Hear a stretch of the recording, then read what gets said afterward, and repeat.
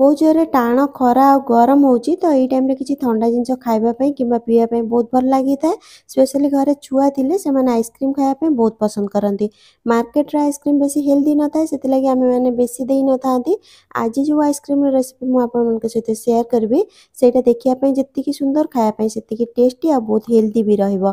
आपण जेते चाहिले याकू पिलांकू दे पारिबे। वीडियोटी को पूरा देखिबा को अनुरोध रहला। नमस्कार मु अपु कुकुते पडिया चैनल आपण समस्त को बहुत बहुत स्वागत। चलतु स्टार्ट करवा आज रेसिपीटी।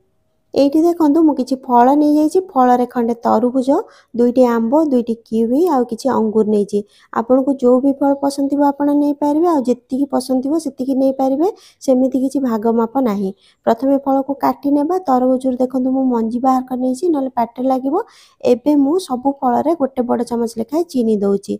चीनी आपन को जेत्ति की मीठा पसंद थिबो किबा फल केते खट्टा अछि सेही हिसाब रे देखि की देबे। एहा सहित जदि आपन टिके हेल्दी बनेया को चाहउछंती चीनी बदल रे आपन महू भी दे पारिबे। एबे हमें फल को ग्राइंड करनेबा। एठी ध्यान रखिबे पानी कीरो किछि देबेनी खाली ग्राइंड करनेबा आ साइड रे रखिबा। एहा परे किछि फल को पतला स्लाइस करनेबा। एठी मु किवी, तरबुज, किछि आंबो आ किछि अंगूर नै छि। आपन निज पसंद रा फल नै पारिबे। एहा परे गोटे बोल नै जिबा आ एथरे नै जिबा 2-3 बड़ चमच गाढ़ा आ फ्रेश दही जोटा की खट्टा ही नथिबो ध्यान रखिबे। एहा सहित गोटे बड़ चमच अमूल फ्रेश क्रीम मो पाखर थिला एटा मु दे दोछि। आपन चाहिले 2 बड़ चमच मिल्क पाउडर एठी दे पारिबे।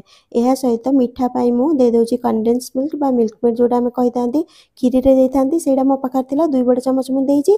आपन चाहिले 2-3 बड़ चमच पाउडर चीनी एथरे देकी भल भाबे याकू थरटे मिसै नेबा। एठी मु आपन गोटे अनुरोध करे चाहूछि वीडियोटी भल लागिथिले गोटे लाइक करंतु, शेयर करंतु, चैनल रे नुआ थिले सब्सक्राइब करंतु आ बेल आइकन को प्रेस करंतु आ जदि फेसबुक पेज रे देखुछंती फॉलो निश्चय करंतु।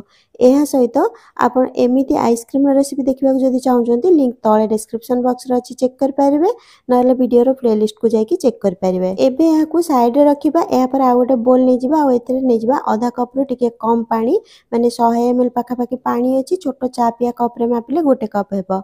एहा सहित 2 बड़ चमच लेंबू रस आ 2-3 बड़ चमच चीनी दे देबा। एठी आपण खट्टा आ मीठा निज हिसाब रे दियंतु।